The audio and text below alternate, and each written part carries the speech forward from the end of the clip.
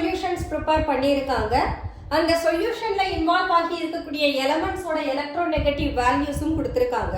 அந்த சொல்யூஷனோட நேச்சர் எப்படி இருக்கும்னு கேக்குறாங்க. So let us right. இப்போ மெட்டலுக்கும் ஆக்சிஜனுக்கும் இடையில இருக்கிற எலக்ட்ரோநெகட்டிவ் டிஃபரன்ஸ் 0.5. அதே நாம ஆக்சிஜனுக்கும் ஹைட்ரஜனுக்கும் difference in electronegative value is 1.4. So this 1.4 which is less than 1.7. So ஒரு காம்பவுண்ட்ல எலக்ட்ரோநெகட்டிவ் டிஃபரன்ஸ் 1.7 விட அதிகமா இருந்ததுன்னா அயானிக் கேரக்டர் அதிகமா இருக்கும். அயானிக் கேரக்டர் அதிகமா இருந்தா பேசிக் சொல்யூஷனா சொல்லலாம். அதே நாம எலக்ட்ரோநெகட்டிவ் டிஃபரன்ஸ் less than 1.7 இருந்தா அங்க கோவேலன்ட் கேரக்டர் அதிகமா இருக்கும். அப்ப அதனுடைய ரிசல்ட்டிங் சொல்யூஷன் நமக்கு அசிடிக்கா இருக்கும். சோ அந்த கான்செப்ட் படி the solution is acidic. The electronegative difference of oxygen hydrogen same 1.4 தான். மெட்டலுக்கும் ஆக்சிஜனுக்கும் electronegative difference is equal to 1.78.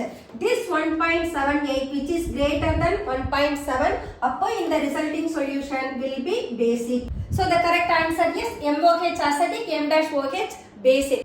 உங்களுக்கு இந்த வீடியோ பிடிச்சிருந்ததுன்னா லைக் பண்ணுங்க, ஷேர் பண்ணுங்க, கமெண்ட் பண்ணுங்க and subscribe பண்ணுங்க. Thank you.